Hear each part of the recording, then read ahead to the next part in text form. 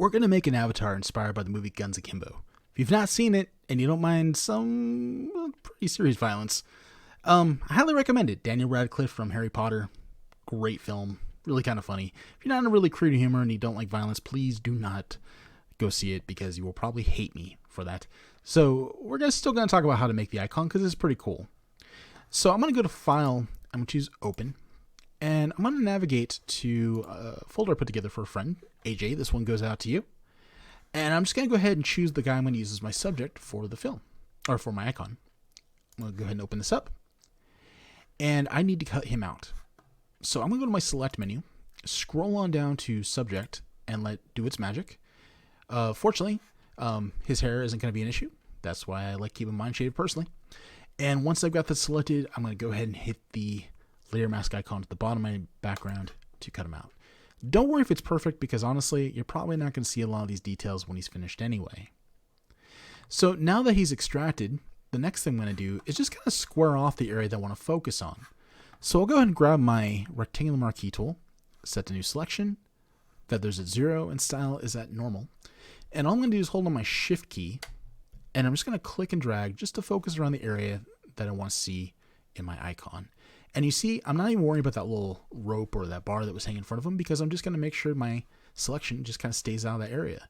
If you wanted to, you can always clone that little section out beforehand, but again, we're trying to keep this simple.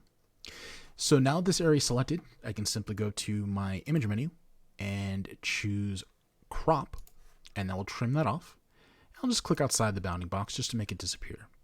Again, don't really worry about any little fudged edges or anything because we may not see those when we're done. And if it's really an issue, we'll just crop it again. Now it needs a background. So I'm going to go to my File menu and choose Place Embedded. And I'm going to choose this picture of the catacombs here. And I'm just going to go ahead and click and drag in the corners just to scale this out so it fills up the whole space. And press the Enter key when I'm done. To make sure this is behind him, I'm simply going to click and drag that image directly underneath him, like so. So now I have a composite. Okay. So now, color. We'll start on the background image first, since it's already selected. While the background image is selected, I need to cut down the number of tones that are being used in this photo. So if I go to my adjustment icon at the bottom, I'm going to select Posterize from this list. And when I go to posterize, the default number is actually not that bad. It's set to 4, so it kind of breaks this down. So as you can see, you have these hard lines between each of the tones for the highlights and shadows. If you go down lower, as you can see, it really cuts it down. And if you go higher, it makes it look more and more continuous tone, more like a photograph. But I think somewhere between 4 to 6 is the sweet spot. So I'm really going to leave this at 4. The only thing I don't really care for is it leaves like the little blue tints here and there. So to fix that, I'm also going to go to my adjustment layer icon. I'm just going to choose a hue saturation in this particular case and take the saturation slider all the way to the left as far as it'll go. Now, I really need this to be a nice shade of red consistently across. So I'm going to go back to the adjustment layer icon one more time. I'm going to choose solid color and I'm going to choose a nice deep shade of red. Now, if you want to, you can kind of go more towards like hot pink or something instead if that's your style. However you like to do it, but this is fine. Once I press OK, I'll get that color. And now I'm just going to change the blending mode of that normal here for the blending mode to multiply. So I have that consistent color going across all the skulls in the backdrop.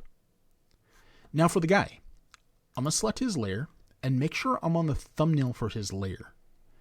Now, if I go to my foreground color and I choose the color I want to use for his shadow, I'm going to choose like a dark, deep blue for his shadow color.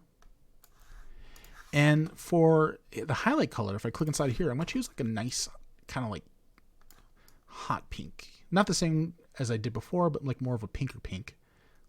Somewhere around there. I'm going to press OK. And again, I'm on his thumbnail, not his layer mask, but his thumbnail. I'm in my filter menu, filter gallery, and from the list, I'm going to make sure I go to this section here called sketch and hit the little arrow next to sketch and choose halftone pattern. And what that'll do is it just breaks down my shadows and highlights into the series of little dots. So now if I go to the right, you can choose the size, the contrast, and the type. The size are the size of the dots. The contrast is how much contrast exists between the dots and for the shadows and the highlights. And the pattern just determines the type of shape I'm working with. So for example, circle kind of creates these concentric circles, lines, these parallel lines, but I like dots. And other than that, your size and your contrast are really entirely up to you as to how you want to adjust it. So that's not too bad where it is, but these are arbitrary numbers. These aren't go-to numbers. I just played around with the size and contrast till I had a nice solid dot. I could still see the main details I need to see on his face. That's pretty good. And I hit OK. So now I have something like this. The next thing I'm going to do is, with this layer selected, I'm going to go to my effects menu at the bottom and choose stroke. And on the stroke, I'm just going to make sure the color is set to white, that the position here is set to outside, and I crank up the size so I have a nice stroke like that. So it just really stands out. And I'll press OK. Now, last thing I need is I'm going to come on down and create a blank layer by clicking on that create blank layer option. I'm going to select my brush tool, and you could do this with a regular paintbrush, but I'm going to go inside of here and I'm going to scroll on down to like one of my dry media or even the wet media brushes, and I'm going to find a nice brush that's really rough. So I like this Kyle's Ultimate Pastel Palooza. That looks like it might be kind of cool. And this brush is actually under my dry media brushes here. Now, you can always use a custom brush for this as well, so please, you're not forced into using the ones that are default in Photoshop. I'm going to make sure this is at the black in the foreground, and then my passing flow at 100%. And I will have to increase my size a bit, so I'm just hitting the right bracket key on my keyboard to increase the size. You can, of course, go in here and change your size with a slider if you prefer. And I'm doing this again on a new layer. And with that, I can just kind of click and drag to paint across to create that stripe going across his eyes. Now, I don't really like how rough it is on the bottom top. This is supposed to just be like one solid paintbrush stroke, and this is a little bit too much for me, so I'm going to undo this for a second. A little trick for you is to click once, just around here, and then hold on the Shift key. And while the Shift key is being held down, don't click and drag. Just move your cursor to where you want to draw the line to, and while the Shift key is being held down, click again. And if I come on back to the first part, and then Shift click, Shift click, Shift click, Shift click. You see, every time I'm doing this, it's kind of filling in some of those little details, so they become less and less apparent. It's still rough, but it's not so far between. So this is looking a little bit more consistent with what I want. If you want to soften this up a little bit more without so much detail, shrink your brush down and do the same thing. Click, Shift click, Shift click, Shift click. And as you see, it just kind of fills in. So we have this rough edge, but it's not quite as obvious as it originally was. Now with that, I'm going to go ahead and grab my type tool. I'm going to choose a foreground color for I want my text. I'm going to choose like a nice bright orange. You can choose the font you want. In this case, I'll just stick with New York Grunge. It was already selected for me. It can be any font you want. But I'm just going to click inside here and I'm going to give him his name.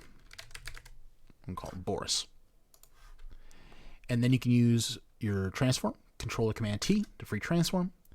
Just put your mouse cursor outside that edge and click and drag so you can rotate it, and then you can just click and drag in the middle to drag it to where you want to be. If you prefer that you want bolder text, I was going to say Boris text, bolder text, come on down, just double click on the thumbnail here for that particular layer, and then you can come back up and you can choose a bolder type. So for example, I can try like in this particular case impact, and as you can see, it's a much bolder type. I'm just going to click and drag and move that into place like so. And there we have it.